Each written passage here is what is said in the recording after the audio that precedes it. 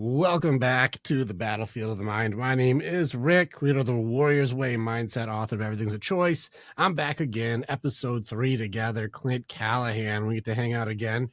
Clint, just in case they missed the other 2 episodes, because we're just going to roll and hang together. Tell them what you do again, and then let's BS. Yeah. My name is Clint Callahan. I am a therapist. I'm a life coach. I'm an author. I'm someone who just wants people to get over their shit and move on with it and figure out their life and realize that everything is made up and just give yourself some grace. For sure. I always love some of the terms. How about some things? I got questions for you.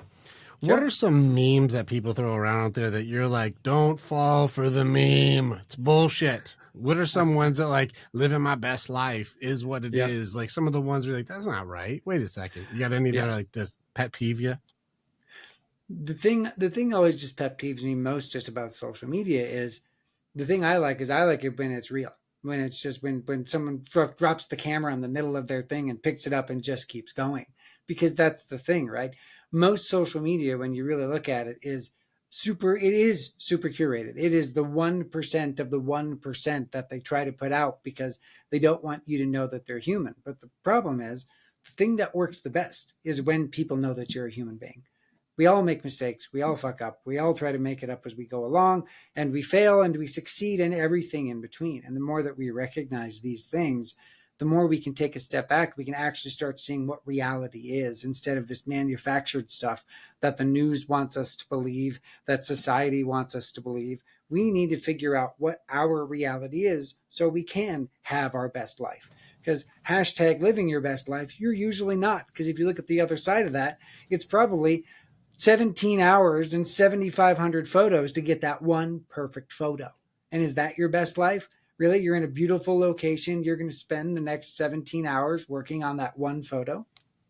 Hashtag fake as fuck. All right. So here we are. We're doing trying to show that the reality is better than the reality. We're trying to have professional reality.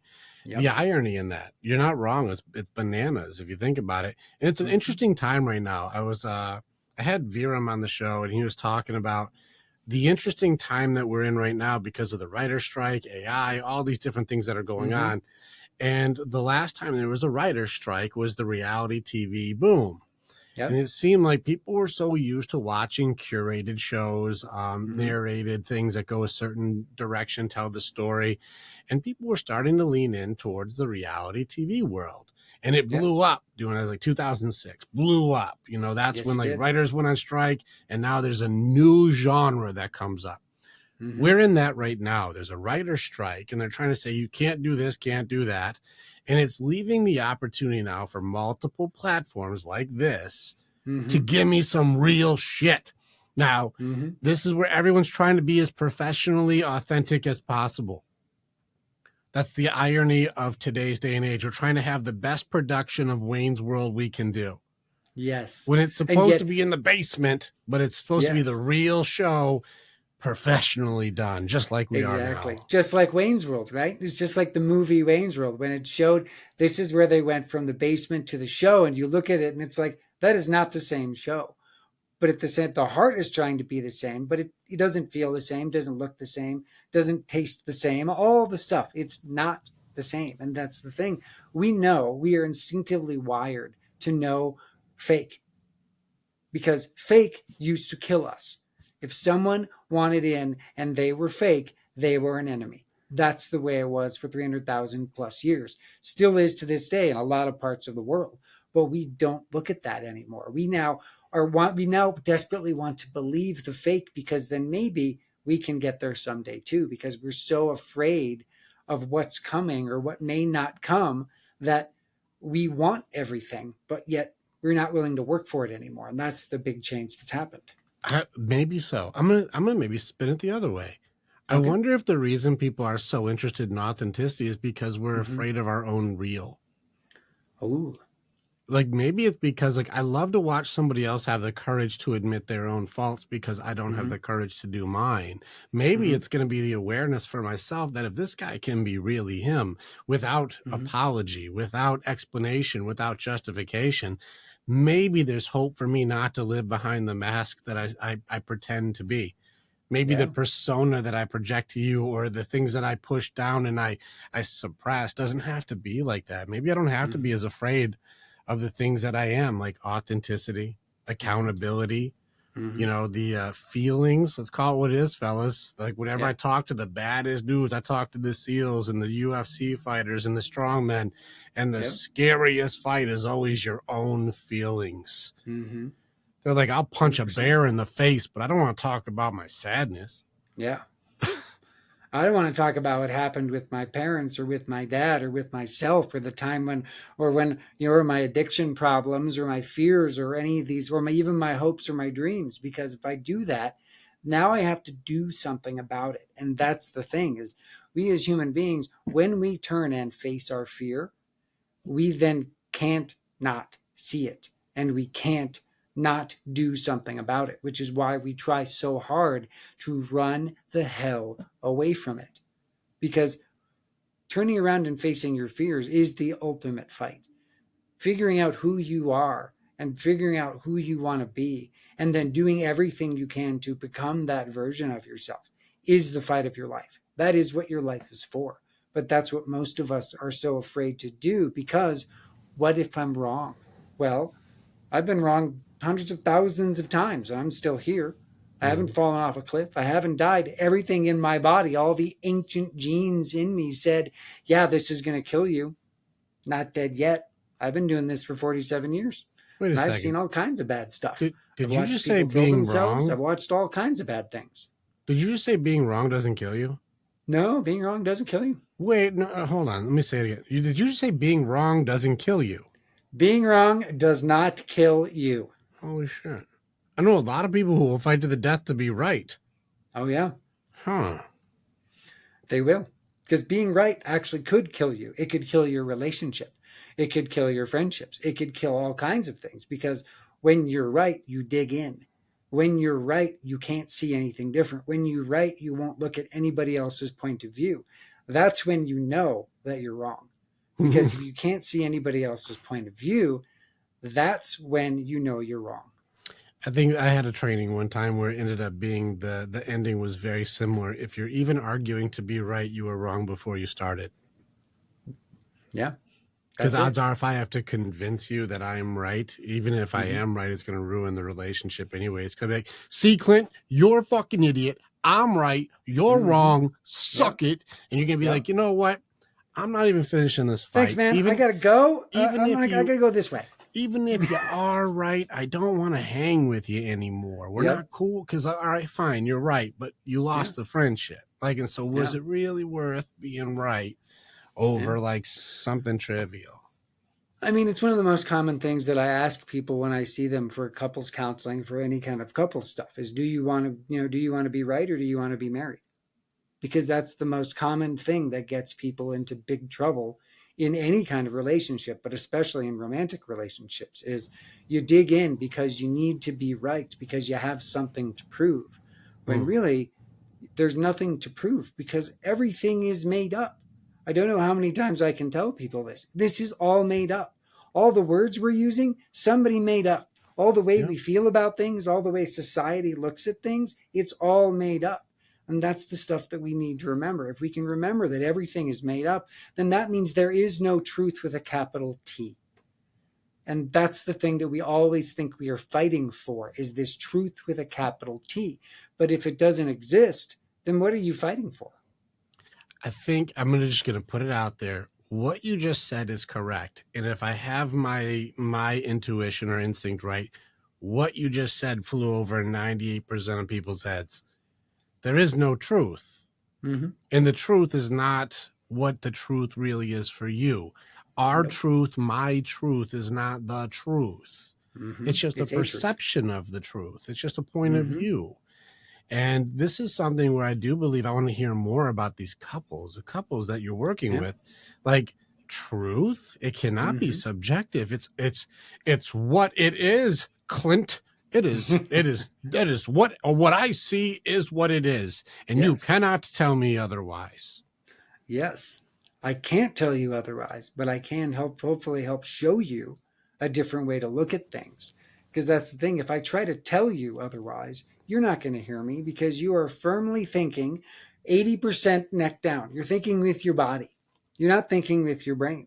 And if you're thinking with your body has one specific goal: to keep you alive. Your body is always in survival mode. And if your body is always in survival mode, it can't hear anything but you're doing something that is scaring me so much that I think it's going to damage or kill or hurt a part of me that is sacred, and I can't have that. So I will fight to the death for this thing that my body says I must believe. Mm. Because if I let it go, then that means I have to go through grief, because that means the idea that I have is going to die, because it can't withstand scrutiny. Most of the stuff that we have, that we hold dear, if we really scrutinize it, it can't withstand scrutiny because it's built paper thin. Mm. So scrutiny may be part of the thing. Because listen, I don't know if the body thing all lies, because these hips don't lie. That's what I know. Shakira told me. These hips don't lie. So, all right, the scrutiny of things. This is now, I need help though, just so I can make sure we go down this path with Sure. authenticity, with clarity. Scrutiny. Is it Mm-hmm. truth or judgment? I got to make sure what it is before I start going this way. That is a really good question. It depends on who's doing the scrutiny, because when you're scrutinizing others, you're judging people. But when you're scrutinizing yourself, it's when you're searching for the truth. Are you sure there's no judgments when I scrutinize myself? Well, I'm sure there's probably some judgment mixed in there too, but hopefully it's more truth and less judgment when it's against yourself. But usually, because we're our own worst enemy, it's probably mostly judgment.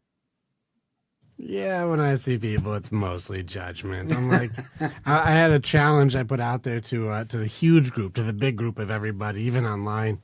I was like, Yep. here's this week's assignment. You're all on mission. Do you know the difference between an observation and a judgment? Ooh, And can that's you good. see it when you're in it? And a lot of times people will create their own judgments for observations. They'll be like, oh, you're going to listen to Clint today? That's just a question. But Yeah. someone threw a little twang on that bitch, and they'd be like, you listen to Yeah. him?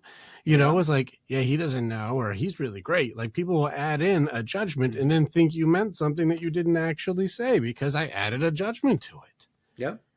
And You that's the know? thing, right? Is that is the thing that we run into most often in life, is that's the piece that causes us these issues, because all it takes is a slight inflection, the way that you change this thing called language, which, if we're lucky, we maybe get a 50% return with another person that we actually understand what they're saying.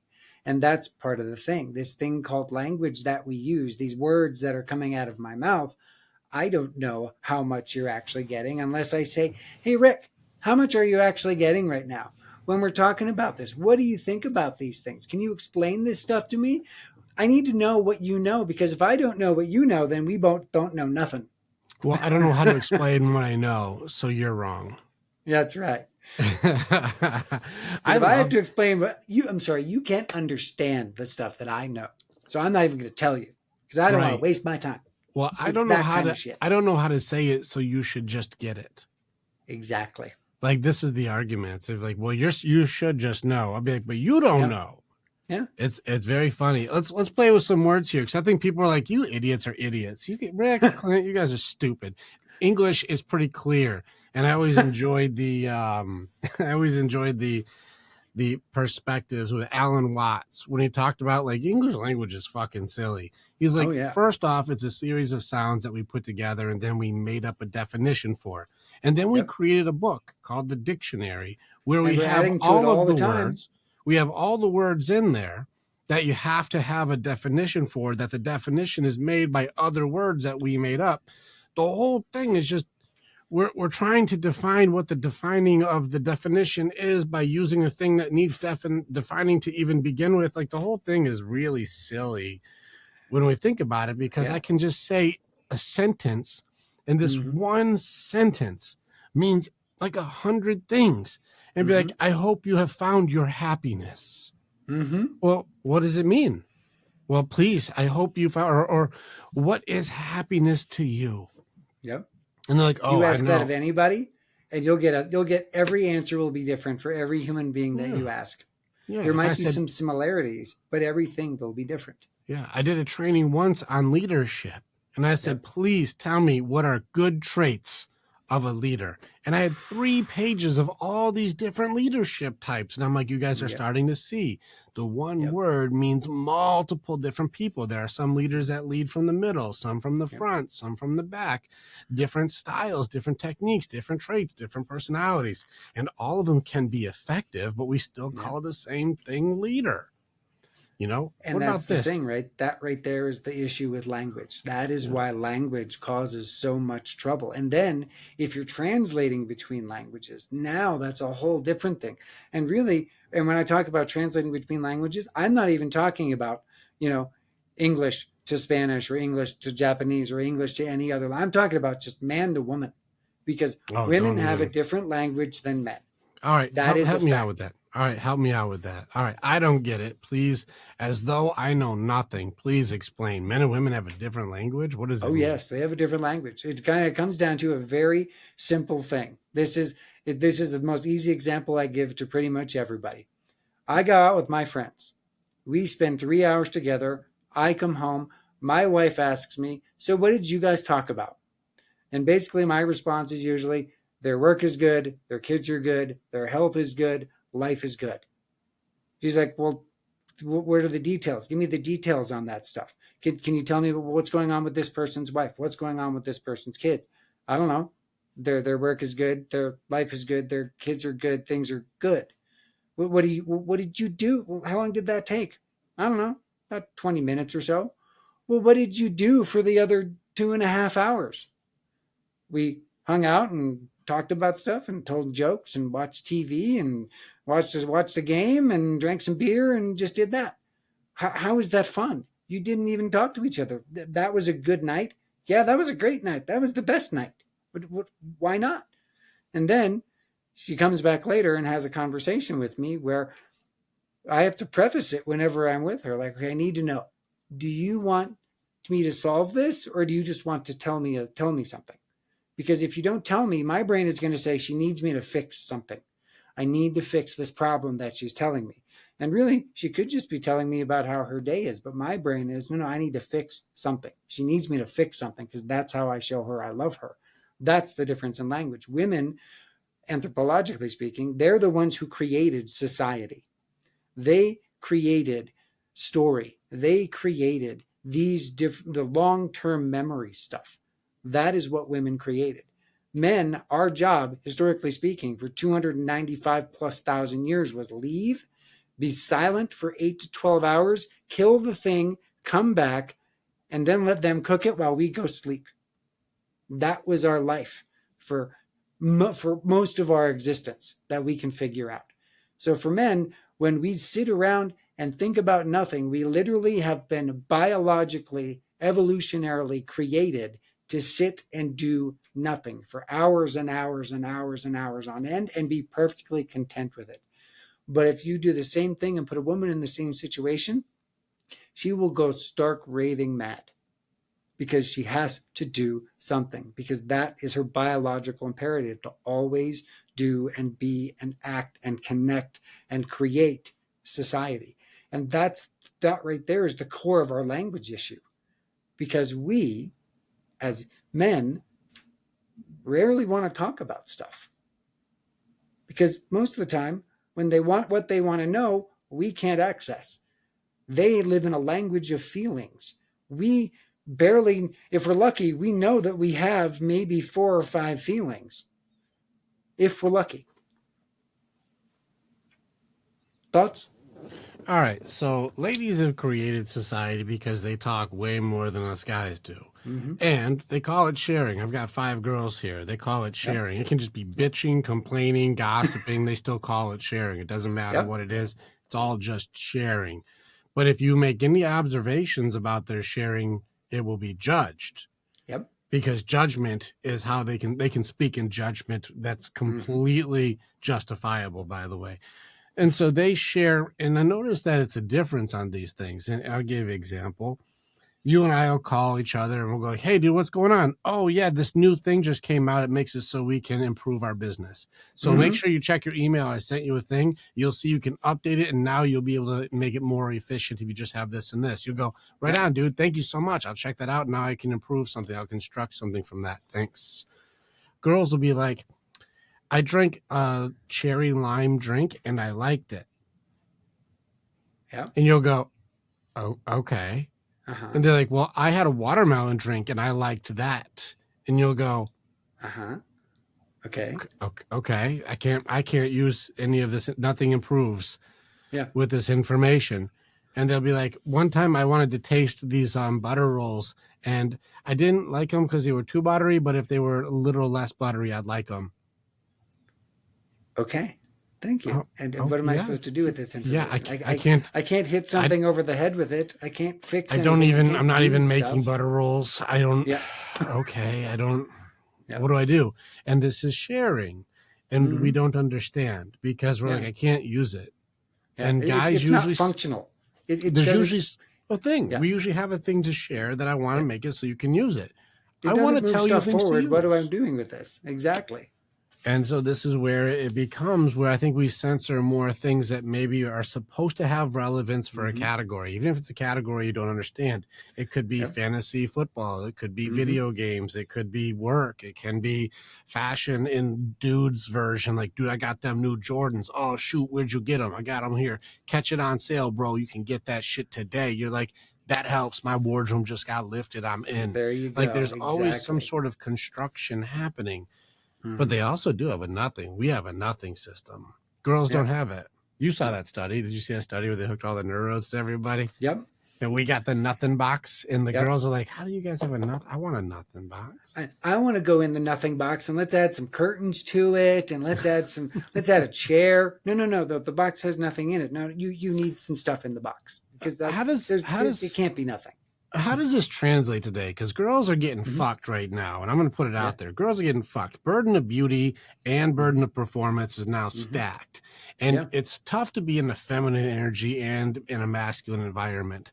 Mm-hmm. So, with this whole build the society and be able to share our feelings and have this stuff, and now they're Mm-hmm. going into it's a man's world. Like we're now Yeah. they got to go in and be the more dude than the dude, more Yeah. human than human. They, Mm-hmm. they they have to go in and do this burden of performance. What is going on? Like you're watching the ladies. Like what is your Yeah. synopsis of today's push on the women? The hard thing is that it's still it really it's like the word you hear most often describing that is it's the patriarchy. It's a man's world. It's that kind of stuff, right? And it's used so pejoratively and so frequently now that it's almost kind of lost all meaning. But really, what it is it's we expect women to be all and do all in all different spheres of life. To do that to be that way at home, to be that way at work, to be that way in their life with their friends, with all these different things. And because of that, it creates this unrealistic pressure and expectation of them to always be on.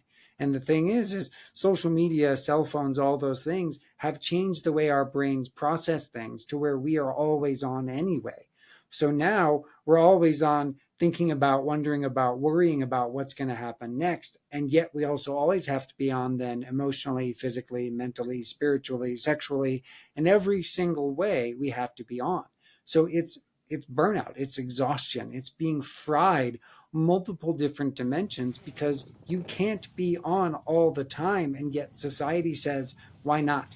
Okay, so there's a couple things here I got to get clarity on so I can make sure I'm on the same page. All right, Sure. first off, the patriarchy is Mm-hmm. a big part of it. There's a narrative.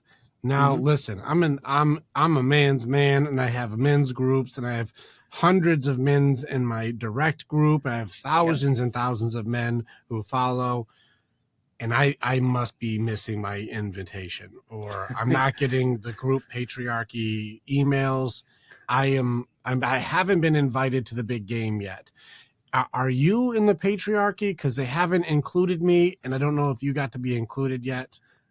No, I'm not included because I'm a therapist. Shit. So, all right. Is it because we're in the psych world that we're just not a part of this, the Well, patriarchy? Am it's I? one of the, I want my invitation. I well, I haven't mean, gotten a say it's the yet. thing, right? Because the patriarchy is the people that are in control, right? The way the world controls and looks at and describes and Hmm. discusses and objectifies Control. women and all these different All right. things. And So I have to but it's understand then what is control so I can make sure if the men are doing it. How do I know if the men are in control? That's a great question. Well, who I makes the because laws? they may be because all the laws are Yeah. equal now for men and women. So is that because women made men do it, or because men made laws equal? Really? The laws are equal? I didn't know that. When did this happen? Okay, Can you which point to me when this happened? yes, which laws do not apply to men that apply to women and vice versa? Which Oh, laws so like based. do which laws like women that law is against women still, so they Hmm. can't do it because of the law, but men can do it. Because I Hmm. don't know which ones there are that do that. Is there any I mean, the laws? most easy thing is reproductive rights. Well, what's that mean? Well, reproductive. Well, basically, men can go pretty much do what they want within reason, as long as no raping, that kind of stuff. You're good. Okay. But when it comes to other reproductive rights, women don't have control over their bodies. What do you mean? Like I don't know what category you're talking about, so I can be Well, of clear. course, Roe v. Wade and all that stuff, where all that stuff got changed, where Wait, if women choose to not have a child, they now no longer have the right to choose to not have a child. They okay, so still you're talking do, about but it makes it abortion. extra difficult. No, they still get to choose. They're still Yeah, they there. The do. option is still there. Even Yeah, in it's even in always there. Texas where they wanted to argue, it's like within 15 weeks. And so Hmm. you can still choose. They didn't take away Yeah, the choice completely. yeah. But also if But you they want to get severely restricted it. well, no, but let's talk about equal rights though. Does Hmm. the guy get a say about killing his own child? And the thing is it depends on the state, and that is Do, part of the issue, well, right? Clint, it's just do guys get to say it's my child, my choice, or is it her body, her choice? Is it equal? Exactly. No, it's No, not. it's not. So then that means the laws aren't equal against men. Hmm. Shit. I Yep. thought the patriarchy was in the. I thought we had all the power, but now the guys don't have power over their own child's life. Exactly. This patriarchy's fucking up, Clint.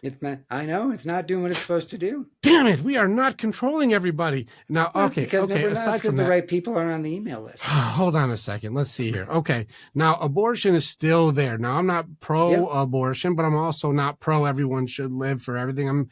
There needs to Yeah. be some balance, and I There's broke down always a balance. abortion to the exact best scenario, and it's a Hmm. lose-lose. You can never win in Hmm. the entire category. But let's take a law though, because the law's Sure. not removed. These women Hmm. still get to choose to kill babies if they like to. If they love it, go Yes. do it.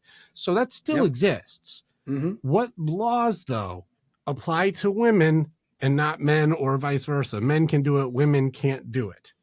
That's right. There are all laws. They're all laws are all equal under the law. But then the way the laws are enforced, that's where the issue happens. It's the Okay, enforcement of the law. That's where let's the do it. issues happen. I'm with you then. Okay, so the laws are all the same.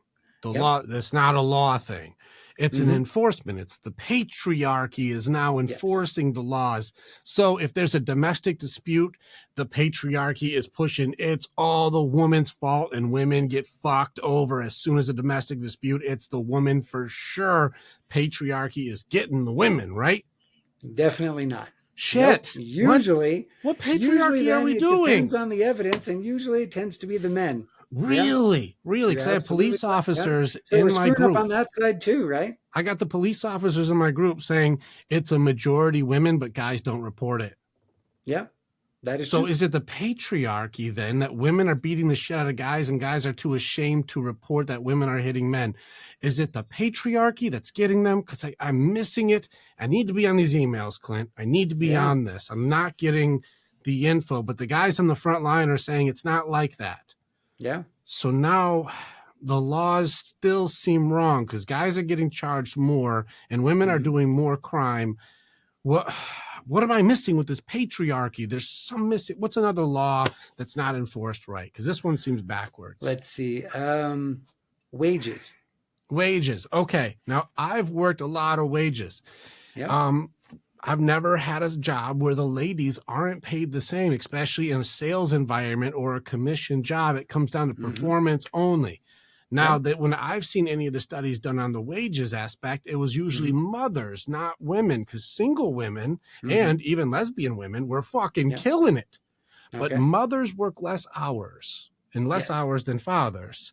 And Which so equals that less money. wage gap was not Mm-hmm. based on dollar amount. They were going off of Okay. annual amount and saying they just got less annually and go, well, who worked more hours? We go, we're not checking hours. We're just looking annually. Well, Okay. he worked way more hours than she did. Are we going Yeah. off of hourly wage or hours worked? We're just going to go off of annual. She worked less hours though. Moms go to more performances for kids. Moms are Mm-hmm. there for the children more. No Yep. doubt. No doubt. And Yep. jobs are fucking cool with it. If mom Yeah. wants to go to the play, go enjoy it, Cheryl. If dad wants to go to the play, you got to stay home. You got to stay to work, Steve. We got quotas. Yep. Babe, can you record it? I can't get out. So when they did those studies, it wasn't women aren't getting paid the same. It's just moms work less because they take more family in consideration than Mm-hmm. work. And so And single because the women people in were getting power, which paid the usually same. are men, allow that. Cool. And so now it's equal. So now Yeah. it's like there's women making more money than men right now. So Oh yeah. it's not across the board. There's women who are Yep. more successful. So it's not a pay gap anymore. Because if Yeah. that's this case, it looks like it's balanced out. Where are the patriarchy holding people down? Because I'm not understanding it. I'm missing it. Yeah. I want to see it. You know where the patriarchy is? What? In your brain. I It's don't. made up. I'm not even invited. So where I is it? know. I It's in want there. to. I want to be like wrong, guys. I got to be there Yeah. and support this. 50, I need we to be did a there for 50-50. solidarity. I need to be in solidarity with you to keep So these women down. yeah, No, I get it. I haven't seen the thing where we're keeping the women down correctly. We're doing a terrible job. If there's the men in power are keeping the women down, we're doing a terrible job of patriarchying because Yeah. men's suicide is way higher. And the Yeah. support systems for women, there are thousands of percent more than for men. And when you Yes. look at even in the therapy world, I have guy Mhm. after guy going, she was cheating on me and being abusive, and the therapist teamed up against me. Yeah. What the fuck is going on, patriarchy? Yeah. Like, this doesn't sound like patriarchy if the guys are more isolated, killing themselves, and more depressed and more beat down. The jobs are more dangerous and more difficult. The life for guys right now is not working like a patriarchy. So what am I missing, Clint? I want to at least get this right, because this I know. patriarchy, maybe this is why they didn't invite me, because I'd be like, hey, dummies, we're doing it wrong. We made rights equal. We let girls get away with shit. Everything's equal on pay. People are doing better across the board. They get more maternity leave. They don't have to do the heavy lifting or the dangerous jobs. We're fucking this up. Yeah. How do we fix the patriarchy, Clint? We got to fix it. That's a great question. Probably we don't need to fix it because it sounds like everything is working the way it's supposed to work, or is it? Our Because guys are all killing themselves. It's men, like it's astronomical. That's the thing. For men, it really comes down to we need to be able to take a step back and take a look at this stuff and look at that and say, is there such a thing as a patriarchy? And if so, why would we want to be a part of it? How can we be more able to talk about what's going on with us? How can we be more willing to talk to each other about the pain, the suffering, all the things that are going on with us? How can we be more willing to say, I'm tired of living in the shadows and living in shit and living in pain? Okay. Yeah. How can we be more like that? Who are these guys trying to share their information with and getting shot down from then? Yeah. Because if they're like, hey, guys need more nurture, more understanding, more empathy, more safe places to share, take your armor off and be authentic. Who are these guys trying to share their hearts with and just it's not working to the point where they feel isolated and have to kill themselves? Who are they sharing their shit with? Thinking you would like me to say women. Well, maybe. I'm asking. Is it with their wives or with their girlfriends or with their women, or is it with like other men? Rarely with other men, because we've been trained to not share with each other because we can't show weakness. So then we're showing our vulnerability and our openness of like, we also want to show compassion, love, empathy, connection with you. And the ladies, they're like, we've got you guys. We're here for empathy.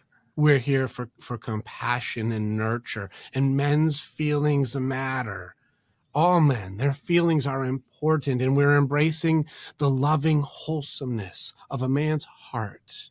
Is that what's happening with this patriarchy push? No, Fucking fuck. What is happening, Clint? I don't know. Because now the guys are pushing in on women to do the Yep. natural societal building, connection and Mm-hmm. empathy and care and compassion and love and nurture. And they're getting just slammed and thrown to the wind. Is it because the patriarchy is failing or the monarchy is totally missing their chance to do what they're meant to do? What am I missing?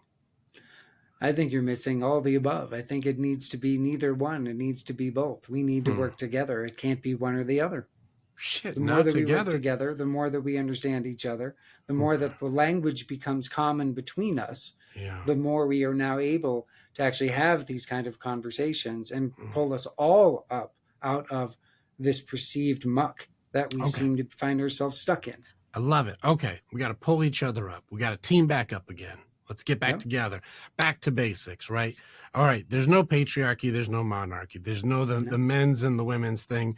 Are we going to go for like true equal, like a 50-50 deal? And we both like, I got my side, you got your side. And like, we just Dutch it all. And then now we're good.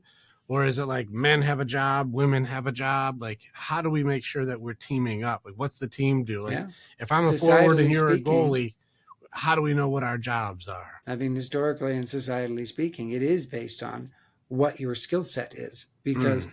there's some men that are a lot more empathetic than women, and there's some women that are a lot more strong and able to do things than men. So it's figuring out what is your each individual skill set together, and how can you work together using your each individual set of skills to make the best progress forward.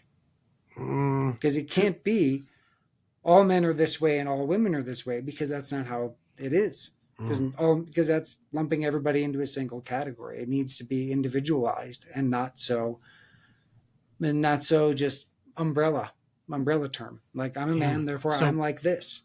And so these it's not the umbrella case. terms like the patriarchy held me Mm-hmm. down or social media says you have to always be on, these umbrella terms don't work. It goes off of we have to get back to the individual. Mm-hmm. We need individualism again. We need to be our own individual and assess our personal strengths, And our then be own able to learn individuality. how to work together Mm. using our individual strengths to improve things with each other. Gotcha. Well, whose strengths are the best? There is no best when it comes Well, to strengths. It's how do we know who's either the best, Clint? How do I know? I love this conversation. So the best, right? It's well, I'm trying to get it. what equals the best, right? Because the best is a perception based on your specific view of what good, bad, best, worst is. All So right. what So is we, the best? The best yeah. is, it's an assumption. It's saying that this is the best because I say Mm. so. But who are you to say so? That's a good question. Who are you to say so? So here we are now back in the subjectivity of doing what is right, who's right, Yep. my skills, my strengths, individuality. It's about my things and what I do. And I think my stuff is better than your stuff. And so my way must be right. So you're wrong. And so if you say anything against it, you're bad. It Mm-hmm. still seems like individuality or meism is still stacked up to become, in some way, shape, or form, a system of blame, shame, and judgment, Mm-hmm. which makes sense why today's weapons are it's all your fault. Mm-hmm. You should feel ashamed of yourself because you're not doing what I think you should be doing because you're a piece of shit, you're a liar, you're an idiot, you're a moron, you're a patriarchy, you're a bigot, you're a sexist, you're a whatever. Yep. So it seems like this individuality thing is where it's been going for a while, but people sure don't seem to be doing a lot of accountability for this individuality thing. Mm-hmm. Now I'm and and that's screwed the thing, again. right? If there's no accountability with your individuality, if you don't have, like, if we don't, like, that's the thing, right? Moral compass, moral code, those kind of things, what we believe to be true and right. And if we as a society don't all believe what's true and right, then we all won't go the same direction, and then individuality means nothing and what's true and right means nothing, because we're not all going in the same direction. And it's like, well, how do you get everyone to go in the same direction? That's a great question. That's what we've been struggling with for 5,000, 300,000 plus years. That's why religion was invented. That's why all these different things were created, is to try to give us some kind of guidance on how to live with each other, because that's the problem. Because even in this conversation that you and I just had, the way that we spoke about things, I still don't know if you like, did you get 75% of what I said, or did you get 100%? Did you get I still don't 50%, have any clue what's 25%? going What did on I with get? any I of don't it. even know what I got from you. I And got like that's the thing. 10% of that going. I don't even know where we're at still. I'm I pissed off know. about not being in the patriarchy. I know you're pissed off because you're not on the email list. I get it. I know. Well, But I that's had the thing, no right? Again, it say. comes back to, I had if no we say in this. don't know, if we don't know each other, if we can't have a conversation where we know, where we have a common language and we both understand as close to 100% as humanly possible what we mean, this stuff will not change. Yeah. All right. Well, how do we elect the leader then? Like, what's the best way for leadership? Is it skills? Is it abilities? Is it traits? Like, I want to make sure, like, all Mm. right, we've got things going in this equality world, which we don't want Mm-hmm. equal. I did a 50-50 video the other day and had Yep. a public vote. I had a few 100,000 people check it out. Okay. And it was a pretty unanimous no, we don't want 50-50. And Okay. on both sides, it was men and women. They're like 50-50 is a fucking nightmare. It's way easier on dudes. The girls get demolished on 50-50. Yep. Like, and the ladies were like, I don't fucking want that game. Equal fights, equal rights. Hold on a second. Mm-hmm. Equal courts, equal, get out there and do the heavy legwork. Like, Yep. guys didn't complain about, like, hey, I'll do the housework. Let's do it to it. But Yeah. also 50-50, you eliminated your particulars because it's job done, job not done. You don't get to call the shots. You ain't the boss of shit. It's 50-50. And so, like, alimony disappeared. All kinds of stuff disappeared. You know, if I Yep. work 70 hours, you got to work 70 hours, and then we split housework. Yep. Oh, your job only does 40? Well, you better get a second job. You got Yeah. 30 to make up. Equal. And Yeah. so equal ended up not being the answer. Nobody, when I went down the list of equal, there were certain things that could be better, but across the board, it was a shit show. Like, it was not useful. So we don't want equal because we can't even agree what equal is. Yeah. Because, like, I was like, all right, if equal is, we got you, me, and another guy. And we Mm-hmm. got a 4-foot fence we got to get past. And I'm That's right. 3 feet tall, you're 5 foot tall, and the other guy is 7 feet tall. That's right. Now, is equal that we got the same 4-foot fence, or is equal that I get a 2-foot step and then the tall guy gets on his knees, so we're all 5 feet tall? Which is equal? We're all 5 feet tall, or we all have the same fence? Wow. Which one's I equal? love the visual of that. And there is no right answer for that.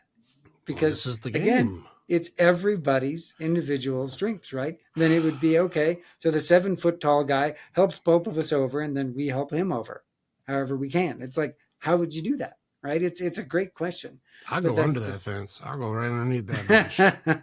I don't need I your just go help. get a hammer and pop some boards out and I don't, go right through. yeah. I don't need no tall guy's help. I'll go right underneath that thing. I don't need his help for that. I'll figure out my 3-foot way to do it. No That's right. problem. No problem. I don't This want to be is picked up and thrown over a fence. No. hell no. I'm anti-dwarf tossing when I'm the dwarf. So this is where it's funny to watch this world because the subjectivity of equality even has Yep. become an argument. Well, I don't know if it is, because when we really do, like, we want equal, once we go, well, let's do it, it's like, wait. Mm-hmm. And this is why it's so interesting, this language thing we're doing and these judgments and these opinions. And then that's Mm-hmm. just on patriarchy and control. We don't even know what we're Yeah. fucking talking about, but everyone's up in arms. And Yeah. then we go the other part. Women have to do it all and always be on, thanks to social media. Mm-hmm. What a curse. I think social media is a direct attack on women and an exposure of women when they have no consequences for what they would really do without rules, whether it be investigations, whether it be reputation demolition, whether it be Mm-hmm. portraying a fake image, whether it be trying to hurt another person or find out another person's things or whatever it is. Mm-hmm. Social media is used to take ownership of somebody, control other people, change the story, or it's become exposing that women have really connected to social media in a very unhealthy way. Now, is it Yeah. because social media isn't healthy, or unhealthy people are using social media?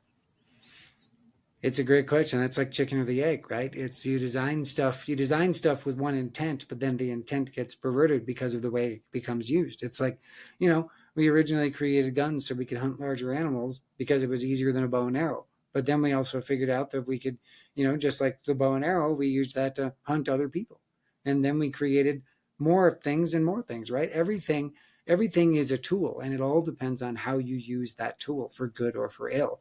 But it's figuring out for ourselves, how do you want to use your tools? How do you want to do that? Do you want to be a part of, the patriarchy that does all this stuff, if it even exists? Do you want to be a part of, the feminist movement? What do you want to be? What do you want to do? How do you want the world to look and be, and how do you want to be in the world? And that's the hard thing, right? Because that's what it is. That's why this is all made up. And that's why it's so frustrating, because there is no right answer. There is no right answer. There is no capital T truth. There is no, there's only one truth, there's only two truths that I know. You're born and you die. And we're working on not dying. So we'll see if that one goes away.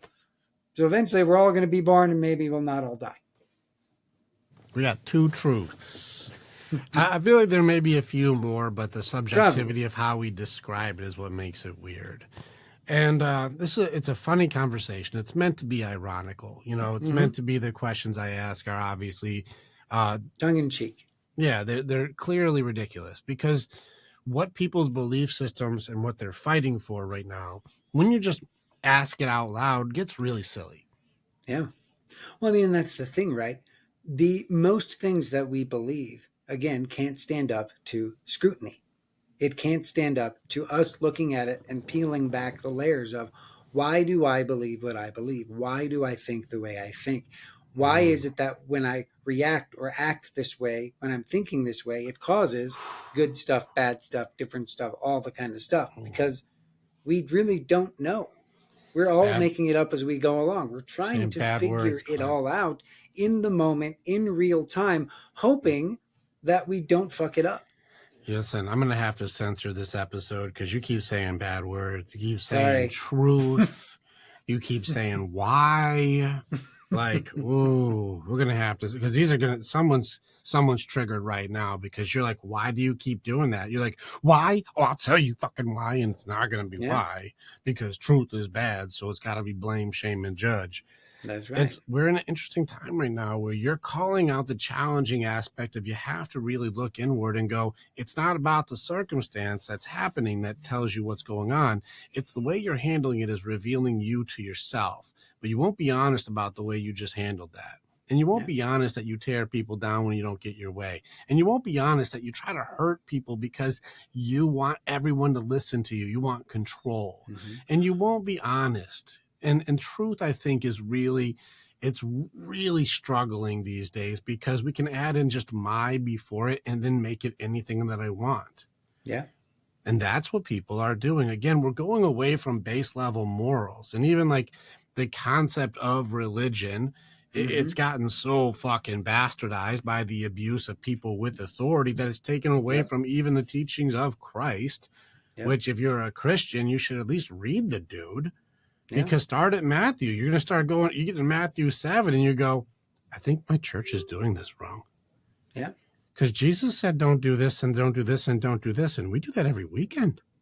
All the time. Jesus said don't. But I'm a Christian for Christ. I'm a Christ follower. And Christ said, don't do what my church is doing. I'll give you a fun fact. In our Thursday nights in the Warriors Way, I have a group for spirit side warriors. I believe heart, body, mind, and spirit. And most of what the Warriors Way really gets into is, I've got a lot of heart side warriors, but I'm a mind and tactics. I'm mind to body. It's my strong side. But I have guys who are very strong spirit, heart side. And so my spirit sides, I have the guy who leads it. He is a doctorate in theology. He's no dummy. He knows his shit. The other guy who runs it with him, he was a pastor for the Hebrew Dead Sea Scrolls. He was high level. He went to the source and mastered the source. And then the other guy, he's high level in his church, and he knows his Bible. Like, these guys know their shit. And they all have hardcore church wounding. They do not believe in church is the way, because the way to God is not through church. It is through Mm-hmm. spirit, it is through soul. And so even guys who are grand masters in the field of understanding, they like, the main guy with theology, the doctorate, he's like, I've Mm-hmm. read the Bible a fucking lot of times. I know I'll open it. I'll find what you're talking about, and I'll give you the corresponding, other Mm-hmm. book that explains the thing. He knows his stuff. Yeah. And he's like, I don't think church may be the way to God. Follow Christ's and pay attention if your church is against Christ. Ooh, Clint, we are pissing off everybody. We're pissing off patriarchy. I'm pissing Yeah. off ladies. I'm pissing off pastors. We're pissing off everybody. Why? Because we're doing something that people don't like. We're challenging and we're talking about truth. Mm-hmm. Ah, Well, but that's the thing, right? Is if you don't challenge what you think, if you don't challenge the way you react, if you don't challenge the way you act, then you have no growth. Growth only happens when you're uncomfortable. So you have to get uncomfortable if you want to grow.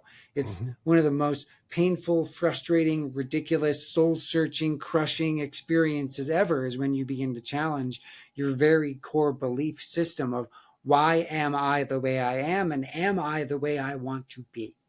And if you don't do that, you stay stuck and you stay blind because you don't look at yourself. And you have to look at yourself first, because you are the key ingredient in every interaction that you remember as being good, bad, or indifferent. So True. if you don't know you, then you don't know your part in what just happened or didn't happen. Very, very true. Well said. That stacks. That adds up. And people don't want to do it though, because that's my boss, or that's the pastor, or that's the owner, Mm-hmm. or that's the whatever. And because of status, I don't want to rock the boat, and so I won't Yep. challenge, because that could be bad. And if that's bad, then this could happen. And what if this? And then what if that? So you know what? I Yeah. like the idea of know thyself and challenge everything, but I'm just gonna keep my head down, and I'm definitely not gonna do what you guys said. Not doing that.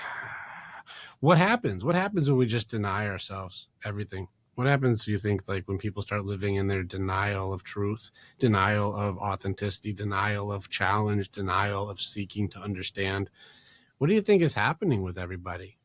Oh, well, let's see. It's the age old story, right? Addiction, mental health problems.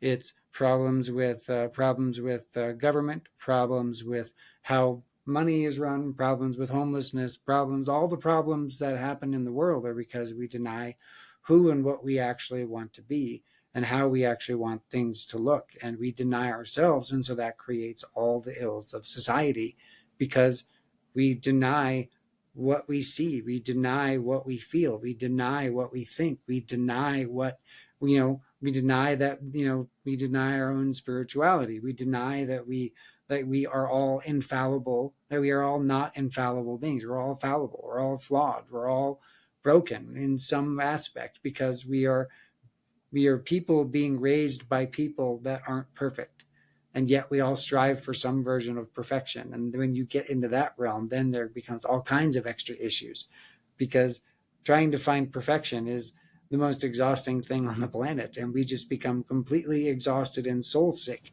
because we can't ever get where we think we want to, maybe, should, could, sort of might want to go, because we don't know.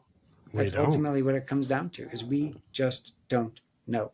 All right, so striving for perfection, even just saying it out loud, sounds like you're a failed system. But the denial is the cause of everything. Now, I'm with you that denial is a bad motherfucker. I think he's in the Yeah. middle of a lot. It is the toughest curse that we have to break, especially in grief. So I'm not saying denial is some weak sauce. He's the toughest Nope. one I've seen to beat, that's for sure. But the cause of everything. What about people who just weren't trained? Is it because they were denied training and denial still gets a play? I don't. What about that? We're like someone who just didn't know they didn't know. Yeah. Well, even though when you don't know that you don't know, I mean, that's like one of those things, right? How can you even start that way? Because that's one of the reasons why when people go out and seek things, when you go to seek like help, when you go seek friendship, when you go seek relationships, when you go seek deeper meaning, when you seek God, when you seek enlightenment, when you seek all these things, it's because you're beginning to pull back this veil or these threads of these things in your life where you're like, I'm missing something.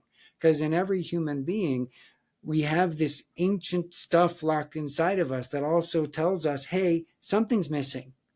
I don't know what it is, but something's missing and I need to go find it. And if I don't find it, I'm afraid of what happens next. Because that's the thing, it always comes back to the core ancient fear story of, because I don't know, there is danger. And because I don't know, and because there is danger, that could equal death. And I don't mean, and it could be physical death. It could be spiritual death. It could be societal views death. It could be all kinds of different deaths. Death is not just the physical body. It's all these different things, because grief is not just about physical death of another person or animal or anything. It's also about death of ideas, death of thoughts, death of feelings, death in multiple different dimensions. And that's the thing that we miss as people, is we turn away from death. We turn away from grief as fast as we can, because it means you have to look. It means you have to check. It means you have to test, and you have to think about what was lost. And Got it. if it's truly lost or not. So I have to have the awareness of myself enough to go, I should be seeking to know more. Now, let's lean into the excuses, but I didn't even know where to look, right? Yep. Now, this is a funny excuse.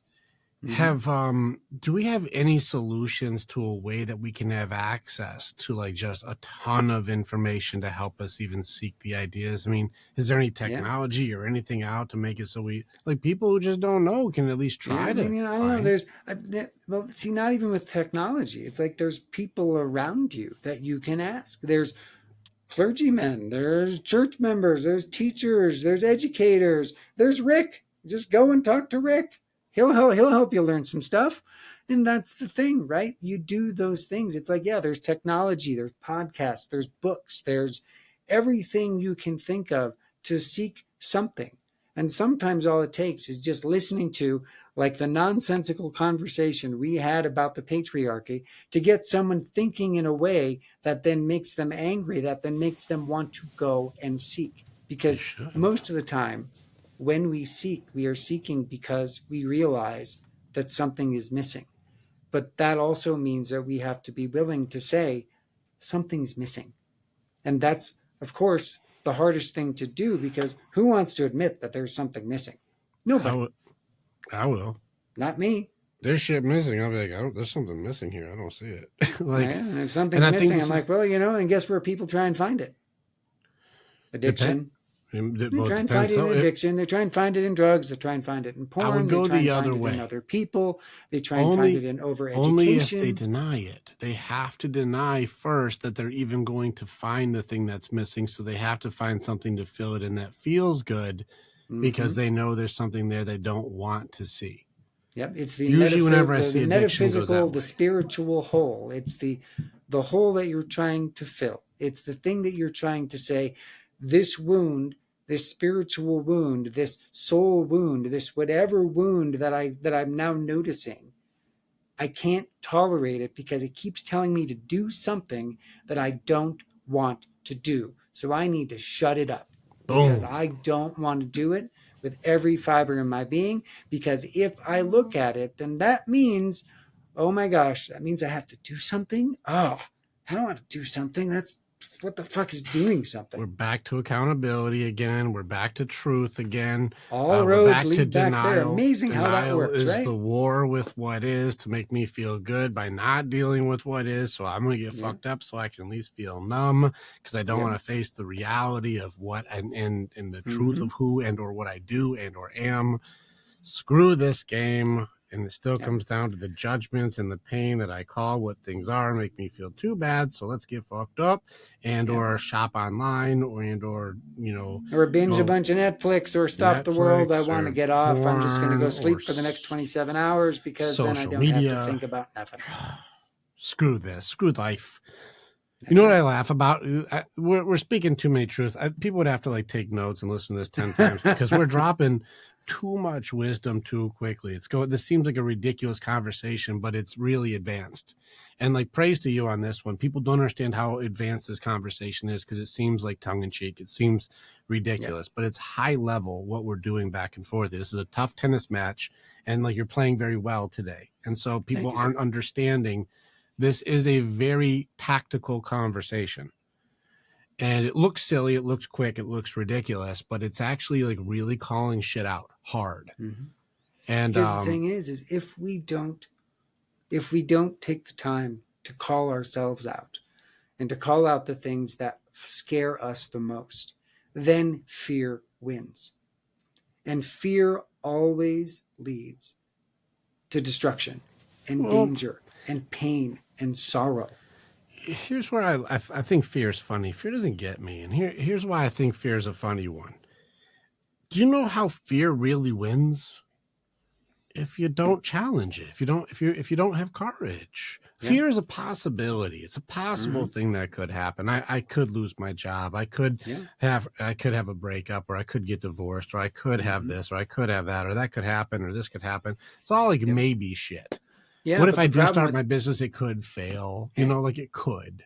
But the problem with the fear story is that on the back end of the fear story is that wonderful self-fulfilling prophecy piece, where then we act out of fear, which then leads to the very outcome we're afraid is going to happen because we're trying to deny it so strongly or deflect it or do something so strongly that we then do the very things that lead us to the thing we're afraid of.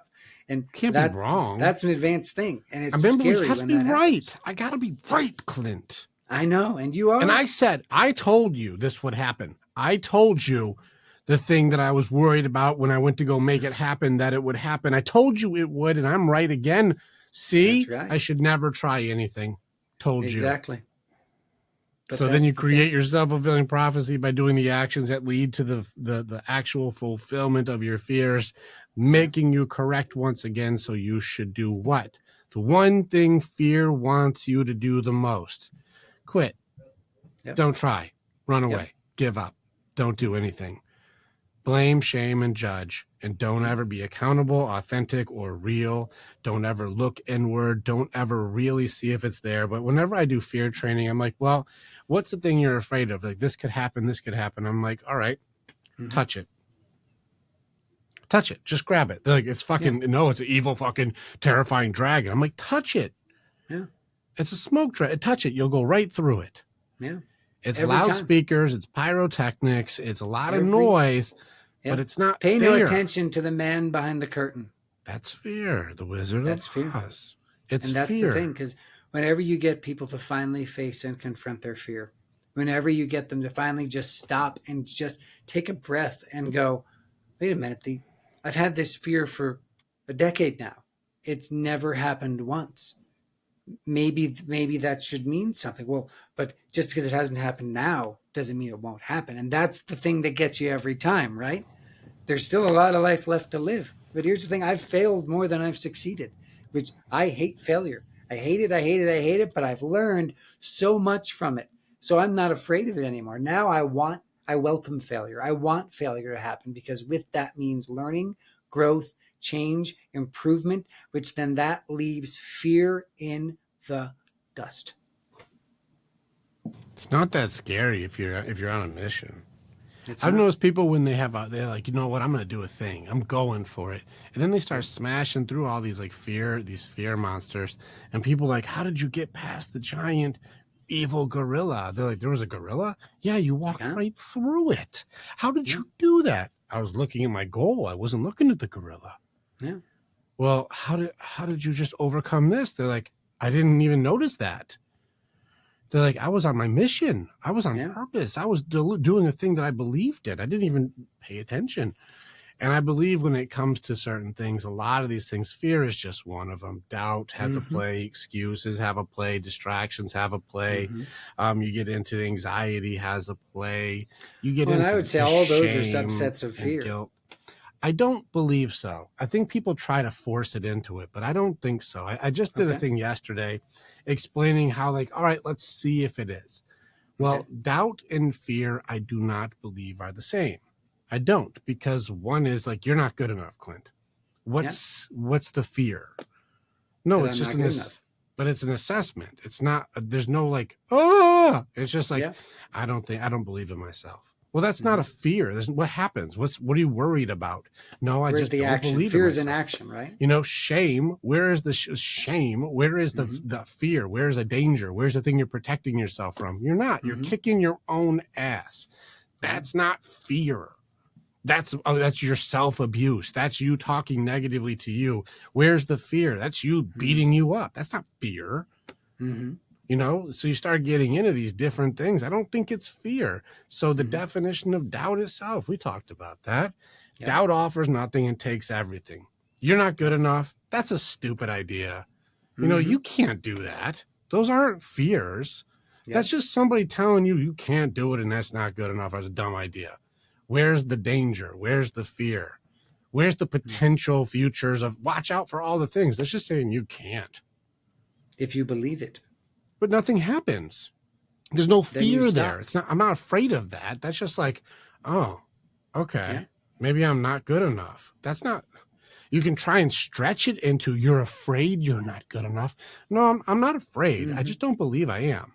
Okay. You know, so I'm like, well, doubt and fear, I can't fight those the same because fear is a possible future that most likely never happens. Fear is not real. But doubt like you is something said, that is happening to you in that moment, right? that there. is happening. If you have presence in Yes. the presence on fear, fear doesn't hold up. Because if I'm like, oh no, man, I'm scared of lions and they're going to fucking eat me, man. I will get killed by lions. And you're like, Yeah. There's no lions. That's Yeah. true. But I don't even, Yeah. I don't see any lions anywhere, man. That's true. You're like, yeah, but they could. You know, you just because they haven't doesn't mean lions can't, man. You know, like, I guess, but I mean, there's still no lions. But if I said, it's not like I'm walking around the lion cage at the zoo wearing a meat necklace. yeah, you're at home. You're on your favorite chair. Like, that's not a thing. You're good. Yeah. But if you said, you know what, you're never gonna make it, dude. You're not good enough, and nobody's gonna care what you have to say. Yeah. And you're like, oh shit, maybe I shouldn't even like bother. I guess I shouldn't even try. Yeah. That I don't see the fear because that's doubt. Well, that's a different fight. Because presence in the presence on doubt just amplifies doubt. Presence in the presence on fear kicks its ass. So I have to have a system of being able to recognize decision in the moment when somebody's using a doubt attack versus a fear possibility. And so that's why I say, well, I don't think it's all fear. I think there's different aspects. It's a different way to deflect it, to own it, to fight it, to recognize it, and to beat it. Because each one has a different tactic. And if you don't know what you're fighting, how can you use the right tactic? Bro, you're speaking my language now. Now we're on the same page because I don't know if excuses are completely fear because it's mostly truth. It's not actual truth, but it's mostly true. The best lies are 95% true. Oh, yeah. Clint, I wish I could have called you, man, but I've been really, really, really busy. Oh, I know you have been. I wish I could have called you too, but I've been really busy as well. We've been so busy. Les Brown is like, we are the busiest humans to ever exist. That doesn't mean very productive, though. Don't mix it up. Nope. No, because I was busy. And like, you were busy? I was like, you were busy? Let me see your screen time. Yeah. You're like, no. I got 3 hours of see my screen time. Here. That was fine. You weren't busy. I was you busy getting sucked into you watched 2 hours of YouTube. Yeah, exactly.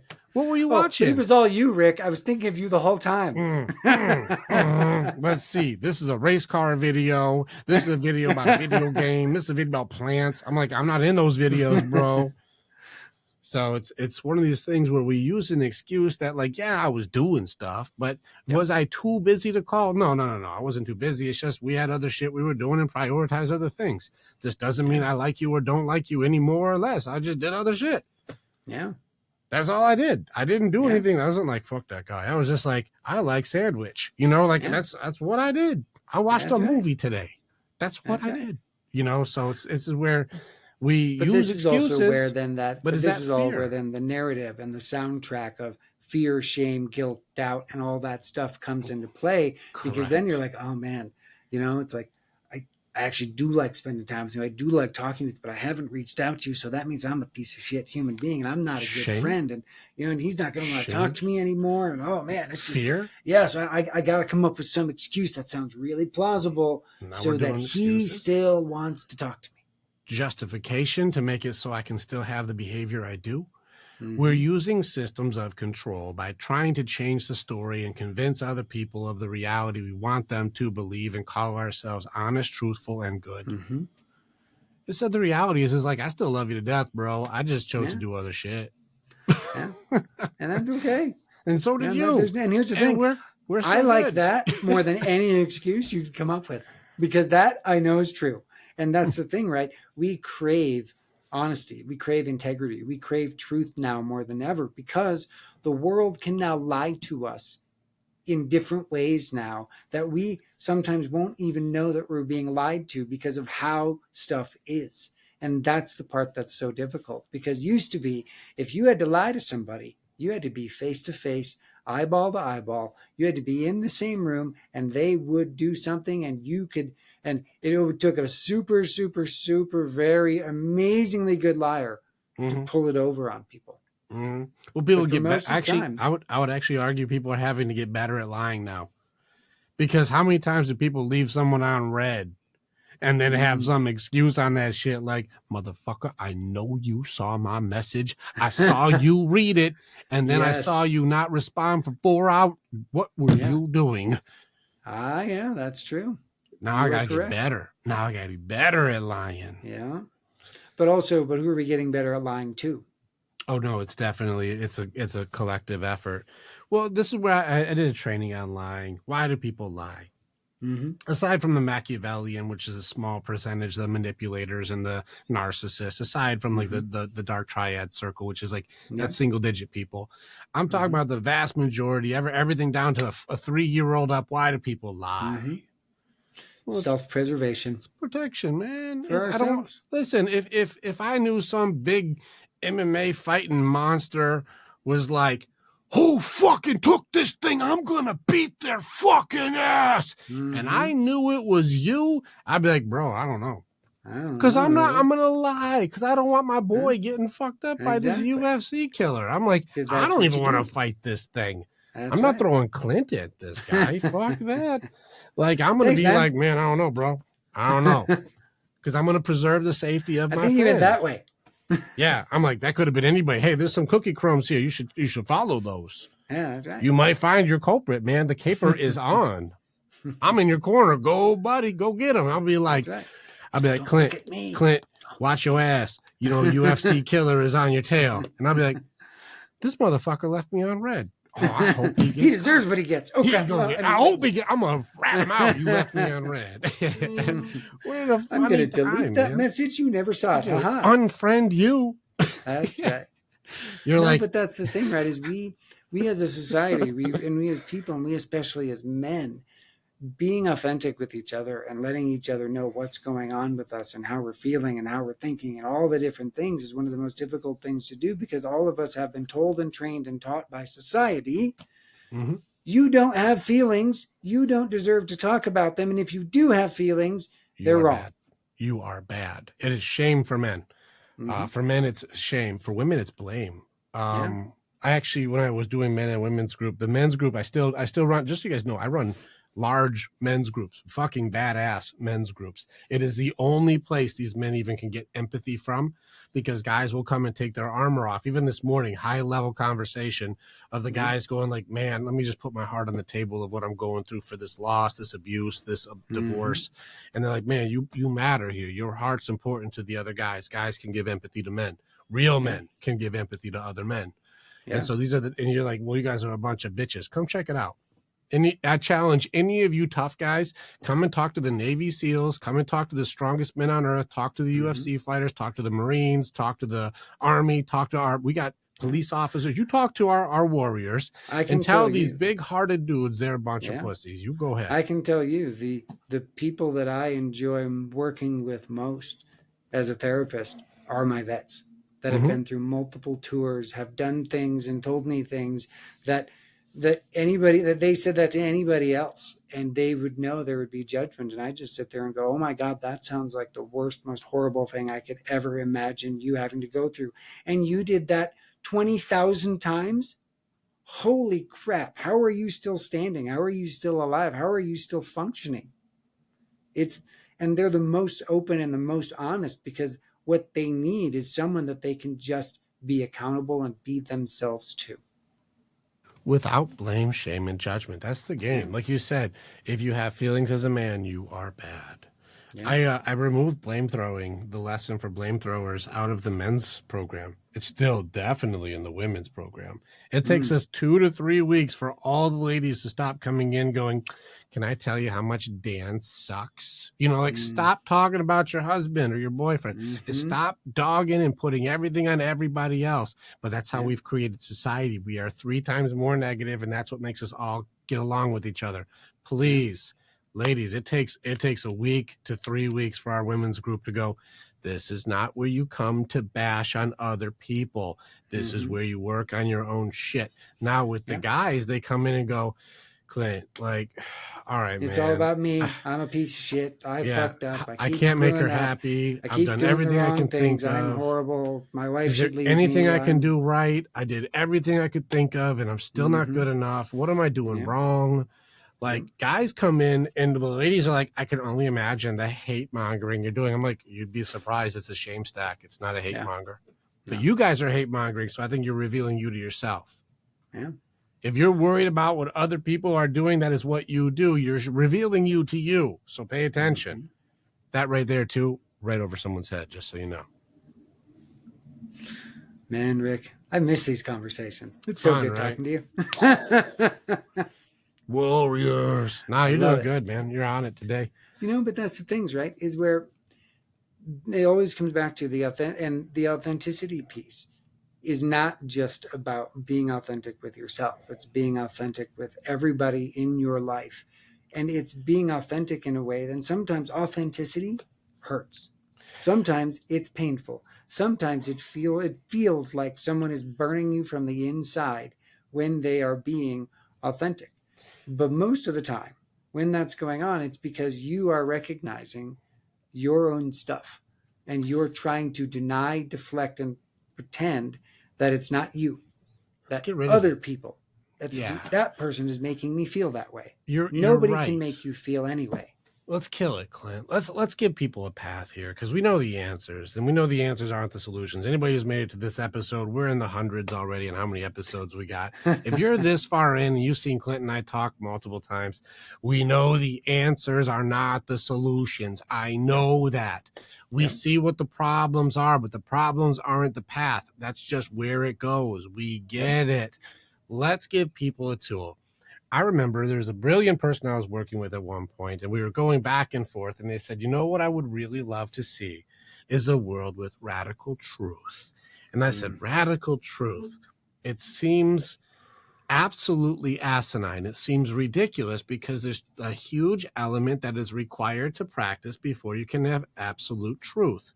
Now, what do you believe? Because I think I have the answer already. What do you believe, though, is the path to being able to have a world with absolute truth? If there was a skill to practice, what would it be? Box breathing and meditation, so that you know who you are and what you're about, and you can control your inner ancient fears, so that you can turn off your nervous system and stop getting stuck in the fear story that is running your life. Gotcha. So you went body side. You went box breathing, control your elements of yourself, find you in you, calm it the fuck down, because and then you can see radical truth. Because then that lets you see the story that you're telling yourself or that you want to tell others with greater clarity, because now it's not clouded by 300,000 years of hardcore survival. And then the truth is still your perception. It's still not capital T, the God's honest truth. It's still your perception of what you think is happening in whatever moment you're in. But then it's being open to having a conversation and discussing where are the holes, where are the flaws, where's it right, where's it wrong, getting that discussion where you can then see, okay, how does my truth stack up to your truth, Rick? But we got to do like the breathing and then go through the questions, and we got to go through each one of the elements of self. Like All right, so this is where it gets tricky. Is I want the path though, so I want to make sure I Mm-hmm. get it right.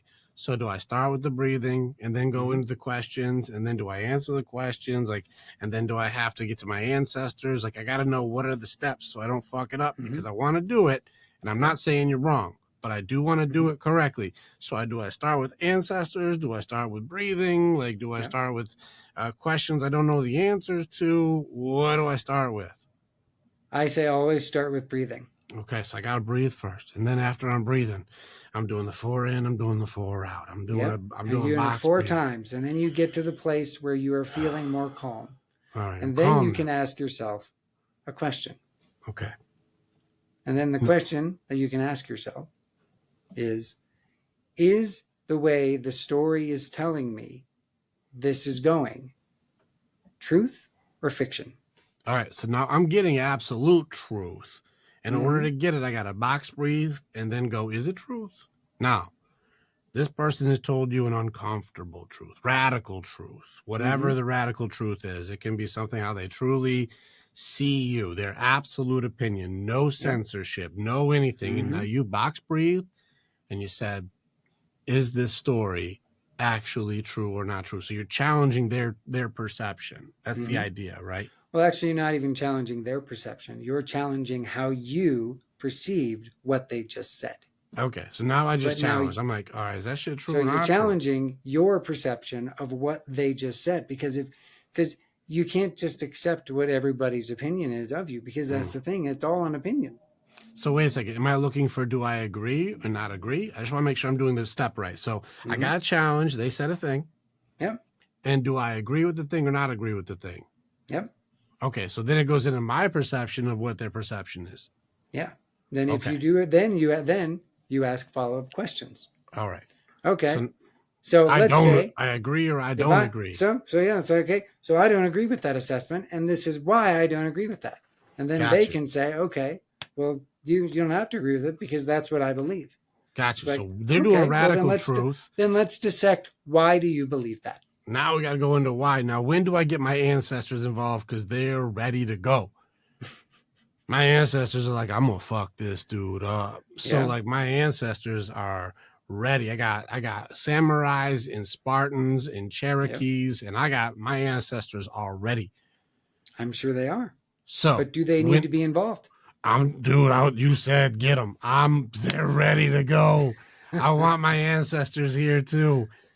So this is where I'm like, I got the box breathing. I see if I Yep, agree or disagree in either yep. way. And then I have to connect to a part of myself I want the ancestors. You said some ancestor shit and I want it.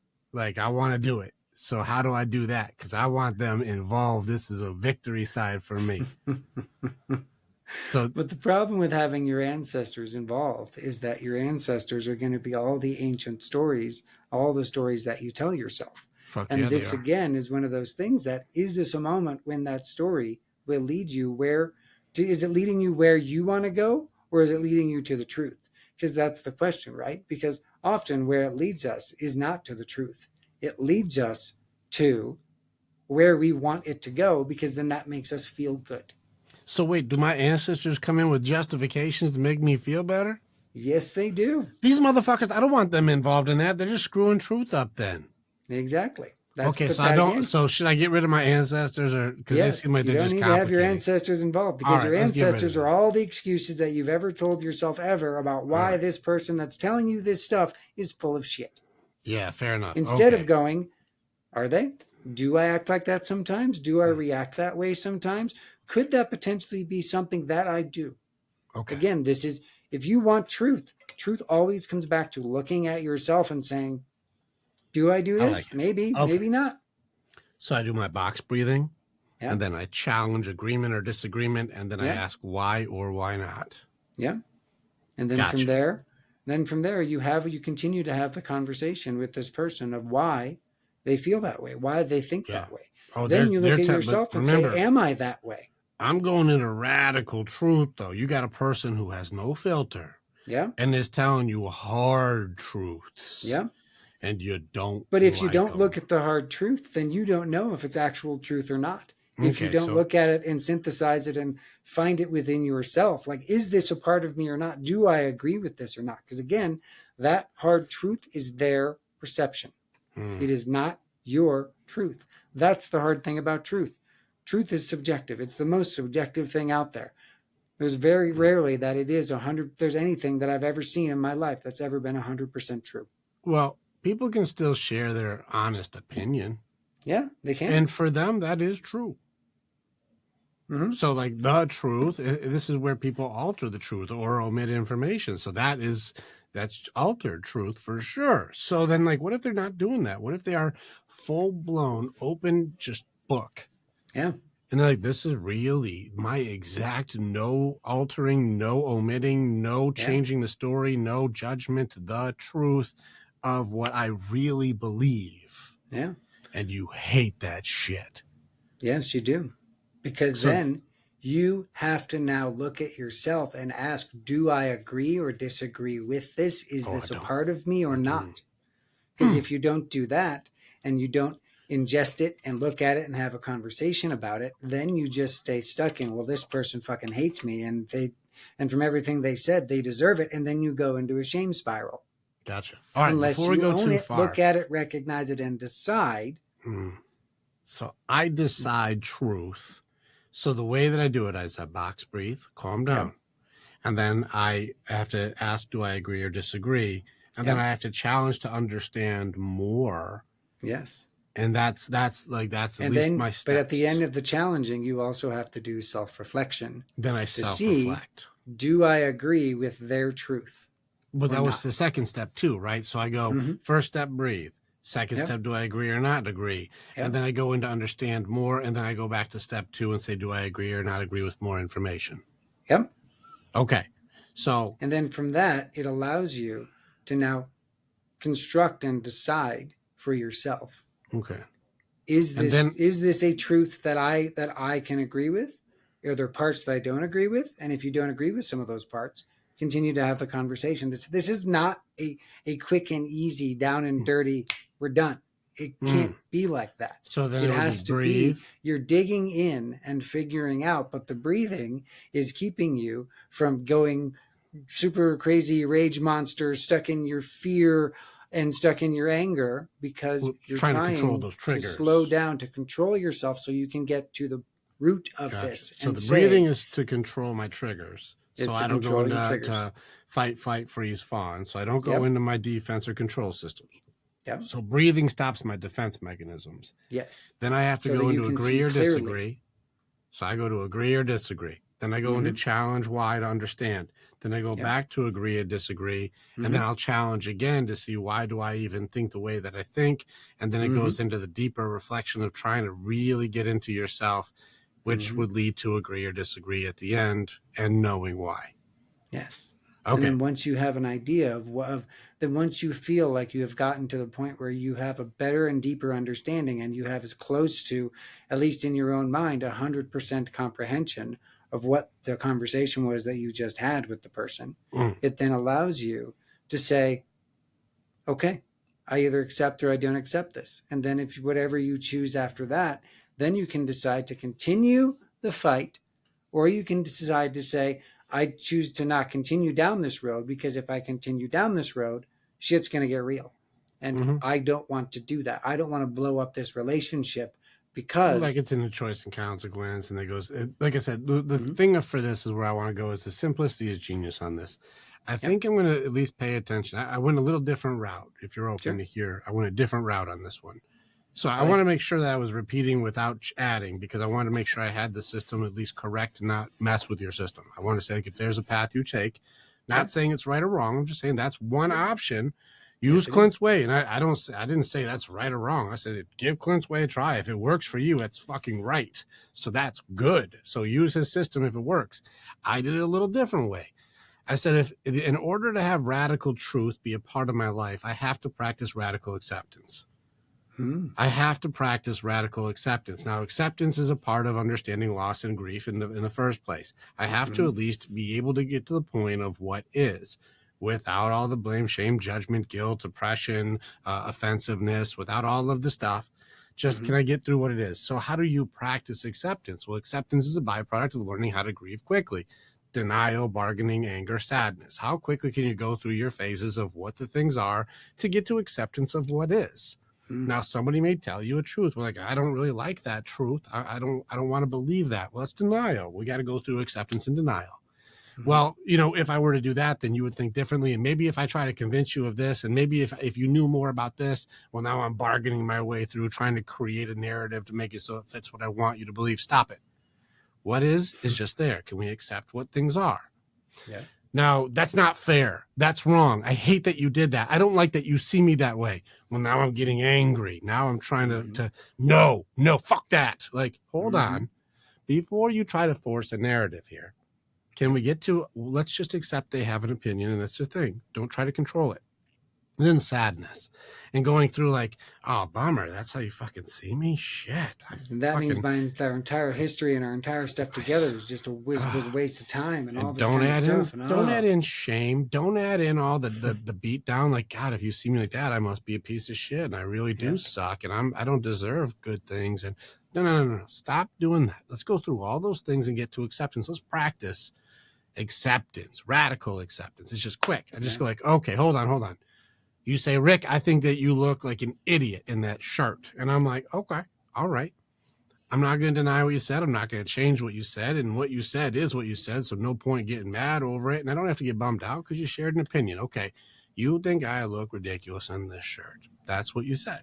And you're being honest. You're not fucking with me. You're like, I really don't like it. I think black's not your color, man. I'm like, well, you're technically right. Black's not a color, but let's keep going. I'm like, okay. Right, black's not a color. It's the absence of color, but let's keep going. You don't like it on me. That's not your favorite. That's your opinion of how you truthfully feel. Yeah. If I have radical acceptance, I don't have to go through box breathing. I don't have to do all that stuff. I can just go like, fair enough, dude. That's not your thing. And I can have radical acceptance to your radical truth. And now I believe that acceptance is a skill. I believe I can practice that shit. I can practice that happened. That shit just happened, dude. That did happen.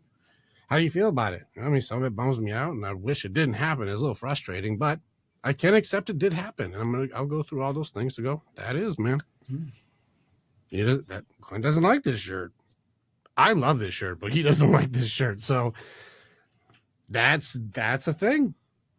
Okay. Well, what are you going to do about it? I love this shirt. I'm still wearing the shit out of this shirt. It's just, I know that it's his opinion. He can have his opinion. That's fine with me. That's I'm okay. Wear it because I like it. He doesn't like it. Okay. I like it. His judgment or his truth doesn't mean I have to alter my beliefs. And this is, I think, where people get mixed up is they don't have radical acceptance. And so they alter their belief to be what they think other people want them to be. They will sacrifice authenticity. Well, that's at least one part of it because we do it in multiple ways. But even just to negotiate themselves, what do I have to compromise for you to be okay with me? Who am I allowed to be based on your judgments? Without radical acceptance, radical truth now becomes manipulation. I can accept what you said. Doesn't mean I have to do what you said, but I can at least accept it without getting triggered. This is a path to transcend triggers. I don't have to control what you said. I don't have to be mad at you, and I don't have to be sad by it. It's a shirt. Time out. But here we are. People toss around judgments and their things quickly. And even if it is their radical truth, I get to choose how I handle your truth.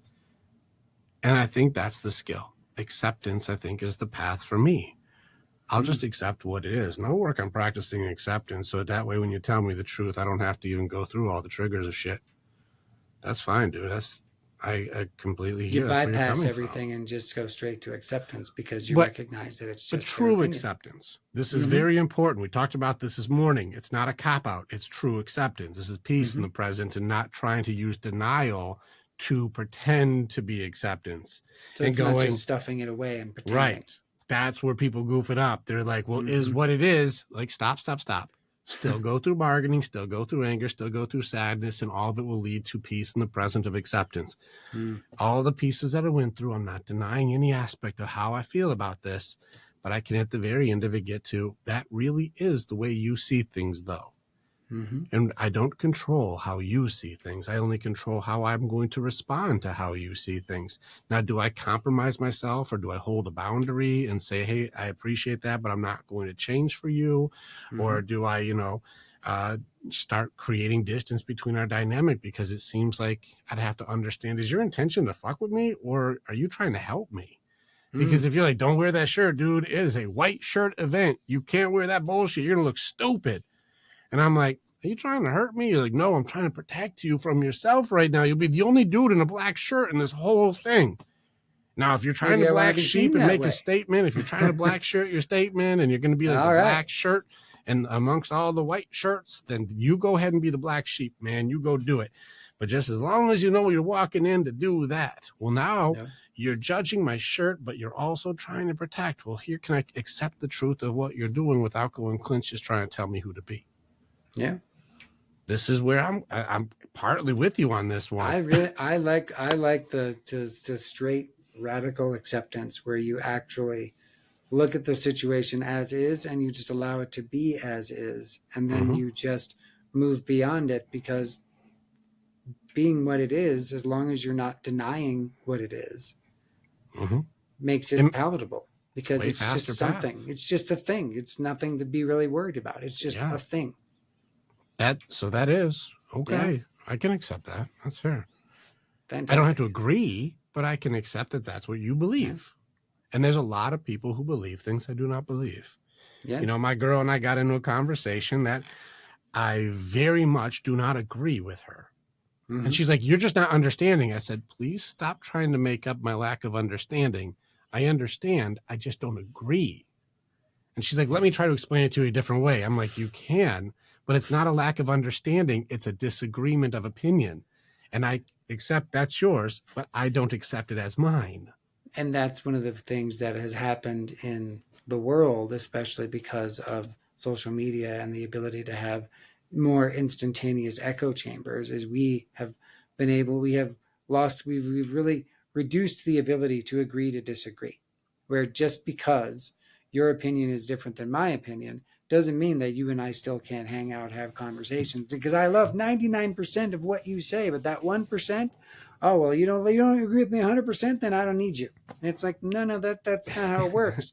There is no 100% agreement. And anytime you think there's 100% agreement, it doesn't exist. It can't happen. There's too much in your past where you might find one point of divergence, and that means that then you can't be friends with anybody ever. That's true. That's you. Yeah, you create your own prison. You create your own nightmare on that one. Yeah, the Yeah. polarization thing's a real thing, and it's here's a few things that you recognize. This is why, if I had to say, where's the legacy going to end up aside from breaking curses in people's lives, what is the number one defense or enemy that you have to protect yourself against? What armor do I teach you to be able to use to block the most likely attack that's going to be against you? We talked about it already. It will be judgment, it will be blame, and it will be shame.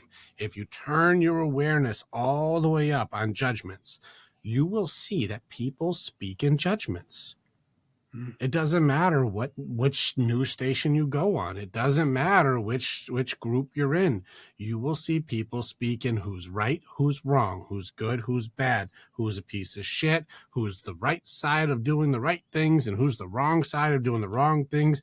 These are all judgments. Mm. And then they'll start saying what they should do and who is Mm. too much of whatever or too little of whatever. These are buzzwords to wake you up. It is not just an objective statement. This is a judgment of intent. I Mm. want to use judgment to manipulate the way that you feel to make sure you compromise yourself to fit in. You need to fit in. And if Mm. you don't fit in, I will use blame, shame, and judgment to destroy you and or censor you or crush you with reputation demolition, so that way you learn your lesson to never, ever not do what I tell you to do. People are creating themselves false authorities with judgment. You should Mm. shut up, Clint. You should shut your fucking mouth. And you're like, why should I shut up? Because you're going with you said patriarchy. You're with the patriarchy. If you don't stop doing what you're doing, I will have your clinic shut down. And you're like, you just made up a bunch of shit right You're like, there. wow, okay. Out of nowhere.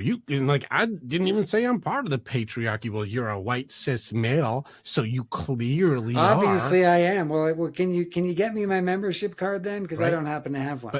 But you're seeing I'm speaking in judgment. Yeah, I get it. Every single sentence I say is riddled with judgment and Yeah. blame, and you should feel bad, and I deserve to punish you now because I've created an authority with judgment to try to harm you into submission. Because if This I can is harm you into submission, then I can get you to do what I want. And if I can get enough people to do what I want, then I have my army to spread my message of whatever it is. So that way I now know I am right.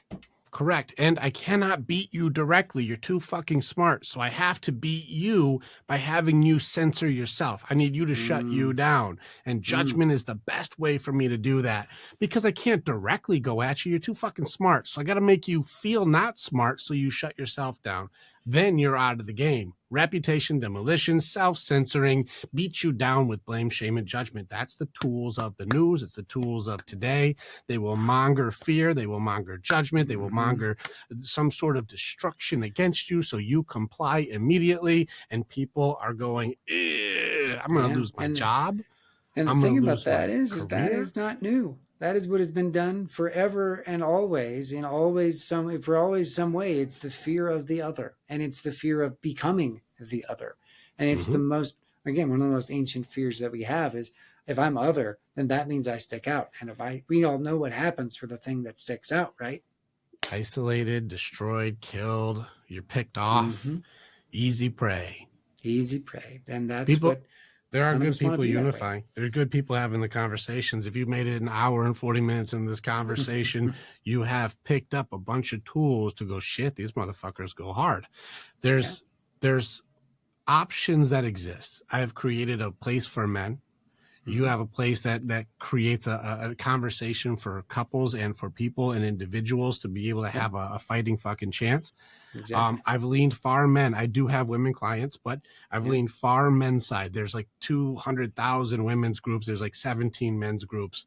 I'm like, let's make some men's groups because we need guys, our dads, our brothers, our nephews, our niece, our fathers. Like these guys We all need a need place to team talk. too. We need a place to talk to each other. We need a place to feel each other. We need a place to see and recognize and understand that it's okay to be okay in our maleness.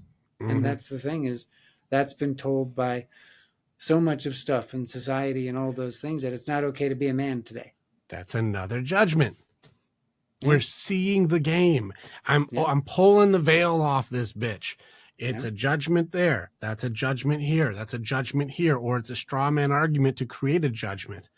Okay, Clint, you said that people aren't supposed to be okay with each other. You're like, wait, I didn't say that. You're like, do you really believe that, and they start creating a straw man off of a made up one off.